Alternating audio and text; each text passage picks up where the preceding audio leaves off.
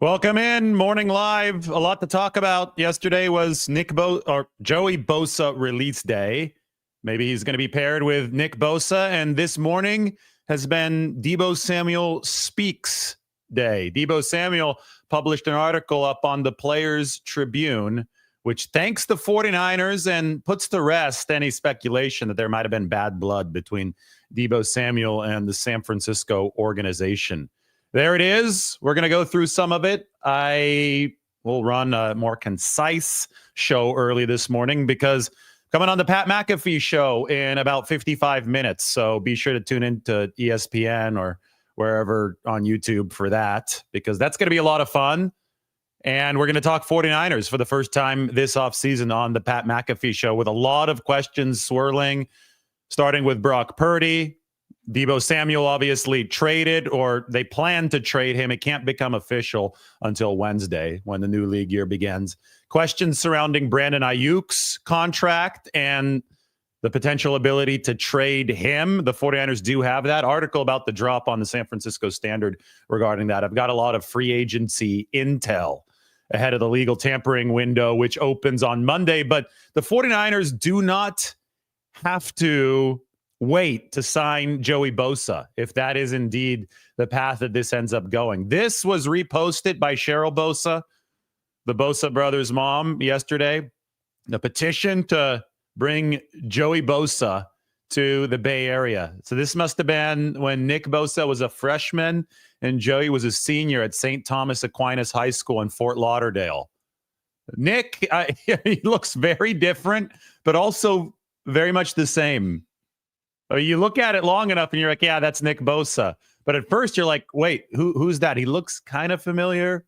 And then, yeah, you realize it's Nick. Obviously, he's younger. He's a freshman in high school. Joey looks more like his current self here as a senior. They won a Florida State championship at St. Thomas Aquinas up over there in Fort Lauderdale. We'll be heading in that direction in less than a month for the NFL owners meetings in West Palm Beach at the Breakers. Anyway, Deebo Samuel speaks. Let's go back to Deebo's article up here on the Players Tribune. So John Lynch said at the NFL Combine that there was no bad blood. There's a lot of love for Deebo Samuel. And there was a lot of love going the other direction from Deebo Samuel toward the 49ers. He said that the exit interview was hard where Deebo requested the trade, but that because this divorce made sense for both sides, the fact that both Deebo and the 49ers were able to face it head on meant that there was no parting angst from either side. And a lot of people said that, oh, John Lynch is just saying that. That's not true. Then Deebo Samuel comes out with this and he confirms that. And I think that every once in a while, this is a business, right? This is a business. And yes, there can be hard feelings. And it's not just the players and the coaches and the executives who can run into some drama. The fans seem to make so much more out of situations than is actually there. And sometimes it's just time. And that was the case here with Deebo Samuel and the 49ers. It was an awesome run. 5 of those 6 years featured legitimately awesome performances from Deebo Samuel. I would even say this last season, the game against the Miami Dolphins, where he trucked 2 defenders and ran into the end zone. That was vintage Deebo. I would even say the first 2 weeks of the 2024 season before he got hurt, before he suffered the oblique injury, that was vintage Deebo. So we could even say that 6 out of the 6 years featured really, really good memories. And I would say 4 out of the 6 years, so everything minus 2020 and 2024, featured massive contributions in gargantuan games. 2019, even in 2020, when the 49ers went 6-10, Deebo Samuel showed up. That was almost a coming out party against the Rams, right? When Aaron Donald didn't know who Deebo Samuel was, or he said, who's Deebo Samuel? And then Deebo went out and scored a couple touchdowns against the Rams. They were using him out of the backfield. I mean, that just wasn't as meaningful because it was early in 2020 and the 49ers obviously finished 6-10. 2021, the just epic season that he put up. It was the hottest name in the NFL in 2021. 2022, I always think of the touchdown against the Seattle Seahawks where he just kicked it into gear down the sideline in the wild card round of the playoffs, like an 80-yard touchdown. 2023, I think of the game against Philadelphia where everybody was booing him because he had called James Bradbury trash, and Philadelphia was out for blood. They thought they had the 49ers again. San Francisco had something to prove because Brock Purdy was actually healthy this time, and they just went in there and they completely destroyed the Eagles. It was a total dismantling, and the player who led the charge of that dismantling was Deebo Samuel. That was just like that was 2023. That was a season before this last one. It wasn't that long ago. Anyway, sometimes it isn't that deep. Sometimes it just runs its course, as it did for multiple reasons. The 49ers looking for cost efficiency. Deebo Samuel running into a lot of injuries in 2024. Brock Purdy, emerging as the financial centerpiece of the team. So the 49ers looking for more separation ability versus bulldozing ability. It just made sense for both parties to move on. And now Deebo's with Washington. And anybody trying to read more animosity into the entire situation than actually exists is not reading the situation correctly. And the evidence of that is what Deebo Samuel wrote up on the Players Tribune. I'm going to go through some of the highlights here. First, Deebo Samuel talks about going into Kyle Shanahan's office and requesting the trade. That was during the exit interview back in January. Here's a line that stands out to me. The relationship that me and Kyle got is ridiculous. You can ask anyone in the building. 1 minute, he wants to knock my head off, and the next, he's just going crazy, excited at something I'm doing. I've always felt like he coaches me harder than anybody else because at the end of the day, he knows I ain't no sensitive-ass player. If you tell me I messed up, I take it on the chin and go fix it instantly. So the bond that Kyle Shanahan and Deebo Samuel have built over the time since the Senior Bowl, when Kyle Shanahan coached one of the teams of the Senior Bowl and Deebo Samuel was in it, January 2019, is really special. And Deebo wouldn't go out and write this. I mean, it's 2,000 words. He wouldn't write this heartfelt goodbye, farewell to San Francisco letter if this wasn't real. And he talked about the meeting, and he said, we talked it out. It was hard in its own way, but more than anything, I was just proud of the way we both handled it as men. A lot of social media and a lot of the general media does not handle stuff like this as men. It's unnecessarily dramatic. It's gossipy. There is, stuff interjected into every story just for the salaciousness of it that isn't really there. The 49ers and Deebo Samuel shook hands and moved on. John Middlecoff, he called Deebo Samuel. He loves calling Deebo Samuel a war daddy. There's a certain personality type and a certain play style that earns that type of high praise, that type of nickname. But Deebo Samuel definitely was that for the 49ers. An absolute gladiator over the 6 years for San Francisco. And it turned around a lot of games. It made a lot of memories. But that gladiatorial mentality is something that's going to be a little rough around the edges. You're not going to be playing nice at all times if your on-field demeanor has to be, I'm going to snatch your soul and run through you. And that's the on-field demeanor of Deebo Samuel. That's his style. He is more of a bulldozer than a separator. Remember the original reason why the 49ers gravitated toward Deebo Samuel in 2019. Because the receiver they had picked in the second round in 2018 was the total opposite. That was Dante Pettis. Dante Pettis was a finesse wide receiver. He wasn't about to run through anybody. Sure, Kyle Shanahan liked his potential ability to separate, but then the 49ers realized, especially as they were focused on zagging physically while the rest of the league was zigging and turning into more of a finesse speed game, they realized that Dante Pettis wasn't going to fit the goal of becoming tougher as a football team. So they went from Dante Pettis to a war daddy in Deebo Samuel in 2019. When you do that, you have to take everything that comes with the package. You're not going to get a guy who runs over defenders, instills fear in defensive backs who, can't even imagine tackling him one-on-one in the open field because he's just a brick out there. You're not going to get that guy playing nice all the time off the field. He's going to want the football. You don't just switch that competitive drive off. The people are saying, oh, well, why did he want the ball more toward the end? You probably have never played sports. You definitely haven't played them at a high level. A player that dominates in the way that Deebo Samuel dominated over the course of his prime with the 49ers has a certain selfish, I am going to take over this game mentality that is an indispensable part of his skill set. So, of course, he's going to be frustrated when he doesn't get the football. Richard Sherman said too many mouths to feed.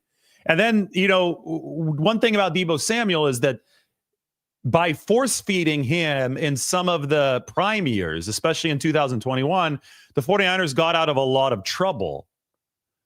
Then they tried to force feed him in 2024 when he was coming off of an oblique injury and pneumonia, especially in that game against the Rams after he complained on social media, and it didn't work out quite as well. So the relationship ran its course because Deebo was in a different part of his career. The quarterback pairing, I think, is really, really important. And just in general, Brock Purdy needs more of an intermediate to deep separator, needs a more traditional wide receiver. So that pairing itself just wasn't something that fit the 49ers as well as Deebo did from 2019 to about December. Even in 2022, Brock Purdy was running more of the Jimmy Garoppolo offense. It wasn't until 2023 and 2024 that this really started evolving. But it's a natural flow that a lot of people just like to disregard because they want to make it more dramatic than it actually was. There's some more good stuff here.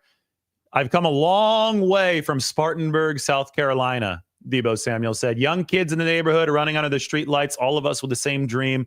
One day I'm going to be in the NFL. I'm really going to do it.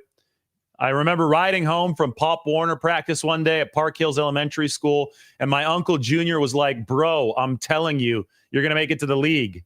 Yeah, I hope so.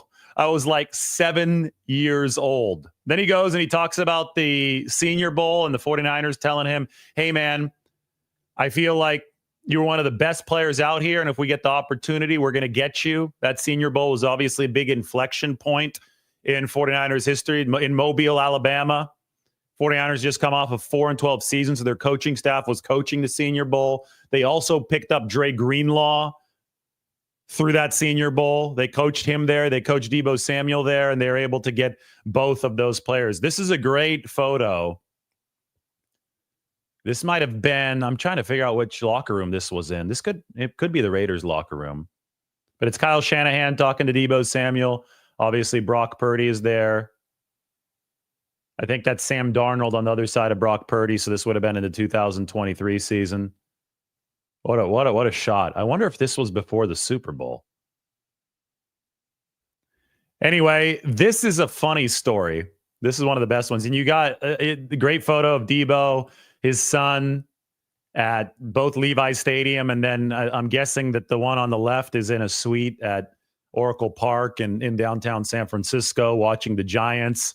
But I mean, a lot of Californians and people who aren't from California and then head to California will relate to this. Deebo Samuel says that during his first mandatory rookie minicamp, he goes to Target to get a couple things, and he's in the checkout line, and all of a sudden the cashier asks, do you want a bag? And Deebo says, bruh, I know this is normal to some of y'all, but never where I'm from have I ever been asked if I want my groceries in a bag. So Deebo says, yeah, I want a bag. What do you mean? And then the grocery store guy says, 10 cents. And Deebo says, cool, let's bag them all up. And then he's thinking to himself, they're charging me for a damn grocery bag. I remember leaving the gas station and calling up my stepmom. I was like, buddy just asked me, do I want a bag? And his mom was like, what are you talking about? And I was like, yeah, they said it was 10 cents. And they just busted out laughing. It was so funny at the time. One of the things that had me like, what am I getting into? Man, the journey is crazy. Yes, they charge you 10 cents for a bag in California. No, it doesn't make any sense. There are a lot of extra hidden fees in the state of California. Deebo Samuel discovered over his time there. The gas is also more expensive in California than it is in South Carolina. But I just thought that anecdote, it's one of those things. It's one of those cultural things that you just go through. And when you're in California and you live there your whole life, you just kind of get used to it. But for somebody like Deebo Samuel coming over from South Carolina, it's like this eye-opening experience. They're charging me 10 cents for a bag. And that's what he's talking about right now in his Players Tribune article. Talked about the Super Bowl. This part right here, Kendrick Bourne. That's a blast from the past. Kendrick with the New England Patriots. Deebo spent one of his early off seasons with KB in Portland.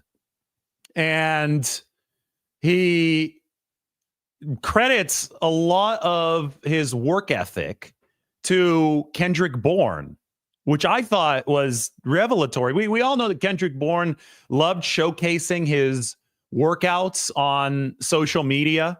That was kind of a joke. It's like, oh, Kendrick Bourne, he's posting a bunch of Instagram stories again. Kendrick Bourne must be in the gym. And it was like 20 little blocks at the top of the Instagram story. It was always a lot. Kendrick Bourne always posted a lot.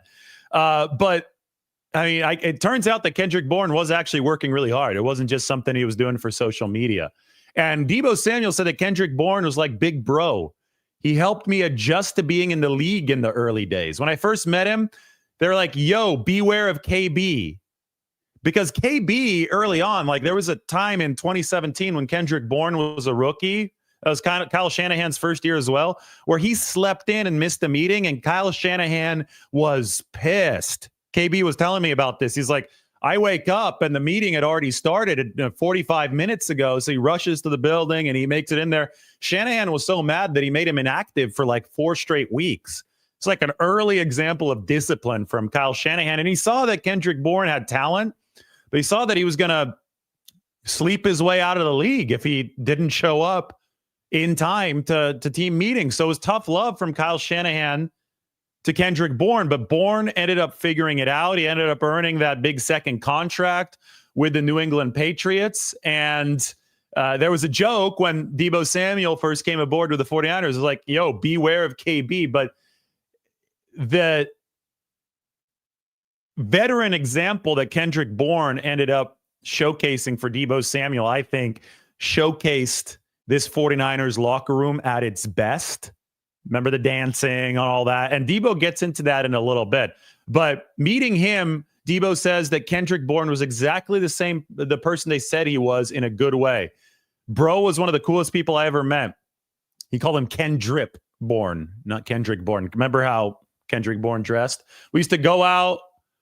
We used to go eat, just do everything together. That was my guy. I spent an off season with him when he lived in Portland and just watched the way he worked. And man, I can see where that dude's still going to this day. I mean, KB is still in the league, and he's right. This was a super high energy player and personality. It was a joy to cover Kendrick Bourne. And I'm like, man, what a great blast from the past, talking about KB in that 49ers uniform. So then he talks about Wes Welker and the 2021 season, playing against the Rams in 2021. That was a magical season. The memories. I mean, the draft class was Bosa, Dre Greenlaw in 2019, and Deebo Samuel. Greenlaw was the 5th round pick that year. Bosa was obviously the 1st round pick. Deebo went in the 2nd. That was the year after they got Fred Warner. Trying to think who else was in that 2019 draft class. Obviously, those were the notable names. They ended up picking Warner was 2018. Tarvarius Moore was 2018 as well. Pettis obviously was 2018.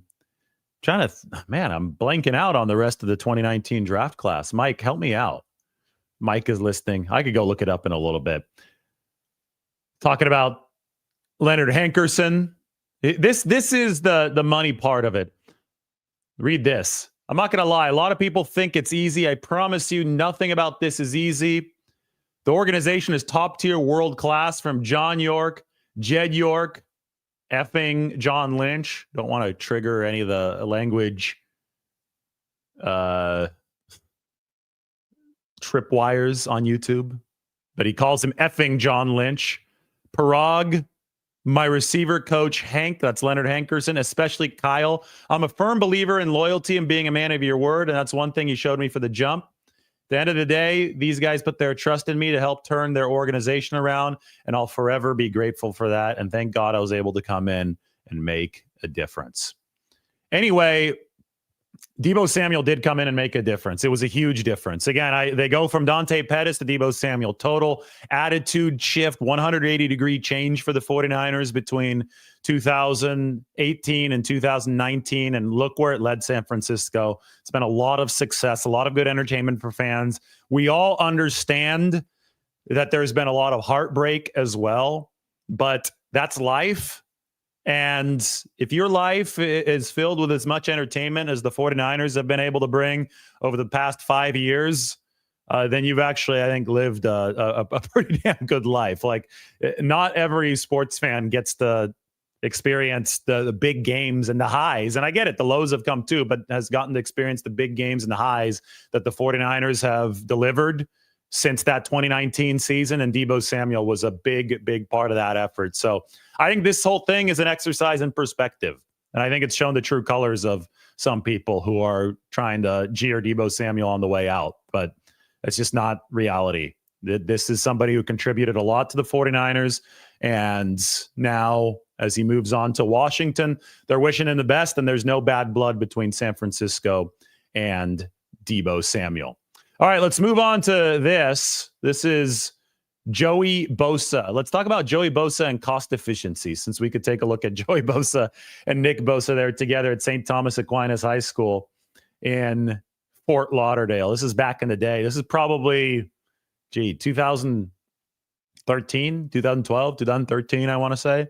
A little while ago, because they didn't overlap at Ohio State. I mistakenly said that they did. I thought that there might have been a redshirt year in there, but Nick played as a true freshman, and his true freshman season was 2016, and that's the year that Joey Bosa was drafted up high to the San Diego Chargers. Now, Joey on the right here was the final San Diego Charger. That is the last connection to the city of San Diego, which I find to be sad, because I'm just going to call them the San Diego Chargers for the rest of my life instead of the Los Angeles Chargers. They belong in San Diego. The fact that they're in LA, sharing a stadium with the Rams, with no real fan base in LA, I think is an absolute joke. The city of San Diego loved the Chargers very much. It rings off the tongue. The San Diego Chargers, the Los Angeles Chargers just sound stupid.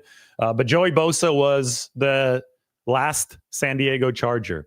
That final connection to the 2016 San Diego Chargers is no more. He has been released.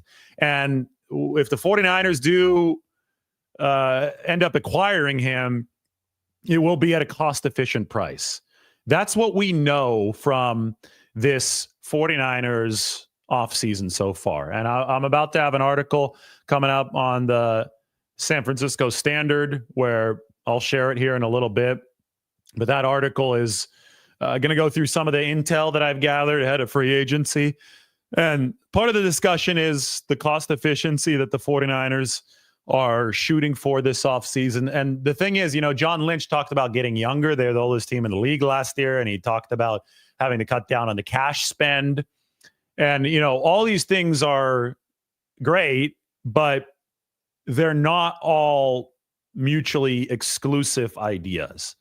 So you can still become more cost efficient and cut back on cash spend, and also follow the obvious goal of winning a Super Bowl by signing an older player if that older player fits into the cost structure.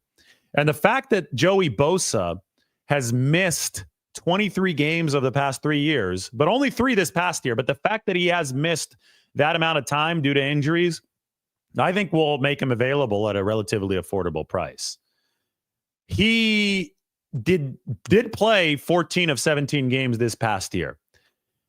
I don't think that his pass rushing was what it was before. But we do have to remember that the 49ers were the number 29 run defense this past year. They need major help, especially opposite Nick Bosa against the run. If you don't stop the run, you're not going to have any fun. Joey Bosa, even on just a rundown basis, say that you picked, well, I'll talk about this in another video. I don't want to go too far down this rabbit hole because I have to come on to the Pat McAfee show here in a little bit. So I'm going to have to roll in a few minutes. But just very briefly, imagine if they picked up both Joey Bosa and Khalil Mack, who's scheduled to be a free agent in less than a week. Mack actually has been playing better football than Joey Bosa, even though he's older and he's more durable. So think if you added that kind of talent to the 49ers, Joey Bosa could be your almost a rundown guy who could still give you your first down pass rushing advantage. I mean, he could still rush the passer. It's just not as dominant as he used to be. And 34-year-old Khalil Mack could be your pass rushing specialist for the 49ers. That's what cost efficiency is. If you're able to, it just depends on the price, obviously, but if you're able to get Joey Bosa on a rotational rate, and if Khalil Mack wants to go ring chasing and he loved playing with Bosa and he wants to play with both Bosas now, then all of a sudden you can have cost efficiency even with older players. Now, I don't know if Khalil Mack wants to take less money this year. I think there's a higher chance of Joey Bosa taking less money just because of the injury history and because of the familial ties. And we could talk about the family discount, but it's incumbent on the 49ers to investigate. What price point can you get these guys at? Bosa is available to sign now. He is officially a free agent. He has been released by the Chargers. Mack, he's going to be free to sign or free to negotiate on Monday, free to sign on Wednesday, unless the Chargers swoop in and somehow re-sign him, as we do not expect to be the case. But there's a reason why the 49ers are not ruling out adding a veteran edge rusher even in the throes of this youth movement. And it's because it's not just a youth movement. It's because youth typically is where value is found in the young man's league that is the NFL, but it is not necessarily the only place where value can be found. And if Joey Bosa can come to the 49ers at a low enough price, thanks to the injury history and the family discount, if that ends up being possible based on his market, he can help the 49ers be better. And I think it would start with his run defense, the ability to set the edge. The 49ers were tremendously weak there. And it would continue with a pass rushing upgrade. They have Leonard Floyd under contract for one more year. And Leonard was fine for the 49ers last year, 8.5 sacks, but you need depth at defensive end. You need more. Yetur Gross-Matos, too. I mean, if you could add one of these guys, if you could add Bosa or if you could add Khalil Mack, then I know everybody wants to talk about Myles Garrett, especially after Deontay Lenore tweeted Myles yesterday, and everybody wanted to talk about Max Crosby. There's still people asking me about Max Crosby. I'm like, guys, he signed a record deal with the Raiders yesterday. He's being paid more now than Nick Bosa. So Max Crosby is firmly out of the question. He never really was in a realistic discussion anyway. But Myles Garrett's requested the trade. The Browns aren't obliging it as of now. So you go to more realistic options for the now. And Joey Bosa is ultra realistic because he's actually available. And Nick Bosa and Khalil Mack is going to become available next week. If the 49ers really want to add some veteran muscle to the defensive end room, they can. And we will see if they deem it to be worth it. And I think it's an extremely intriguing time because there's a good draft class of defensive linemen, but defensive tackle is where it's strongest. I think the 49ers need to get stronger defensive tackle. We know they're interested in Jonathan Allen, the 30-year-old from Washington. And we also know that they're interested in getting younger. It's not mutually exclusive. You can get younger through the draft, and you can also sign a veteran or even two veterans to help shepherd potential youngsters around. So it's one of those things where football is a complex beast. The roster is a big living organism, right? You've got young guys, you've got older guys. You had Deebo Samuel in his article talk about how Kendrick Bourne took him under his wing. Kendrick Bourne was an undrafted free agent in the 2017 season who was waking up late, showing up late to meetings, and Kyle Shanahan was furious. Kyle Shanahan was making him inactive because of that. And then he grew into the leader that Deebo Samuel needed when he was a rookie in 2019. So you could see, and I'm sure that Kendrick Bourne had some good veteran leadership, probably from a guy like Pierre Garçon. Kyle Shanahan was a good leader for Kendrick Bourne. So you think about these dynamics in the locker room, and that's why you don't limit this to just through the draft or just through free agency, because that'd be too expensive. The latter would be too expensive. And the former, building up the defensive line only through the draft, would run the risk of eroding team culture. You need your leaders in that room. You need to pass it down. And I think that the 49ers have a really cool opportunity to find the right mix and match of both over the course of this offseason. This show is brought to you by Public Rec. Public Rec, they feature the Game Changer pants, the really versatile pants. Comfortable enough for the couch, sharp enough for the city. For a limited time, you can get 20% off at Public Rec by using the code Lombardi at checkout. Just head to publicrec.com, use the code Lombardi, and you're all set. Oh, and when they ask you how you found them, be sure to mention our show. It really helps us out. Upgrade to Public Rec and feel the difference. Everybody, thank you very much. Pat McAfee Show in 25 minutes. Make sure to tune in. We'll be talking more 49ers over there. And, of course, maybe we'll do some cool stuff outside here. It's nice and sunny today in Nashville. So more 49ers videos coming your way. If you have an idea, if you want me to talk about something, you have any questions, drop them into the comment section right now. We will talk to you very soon.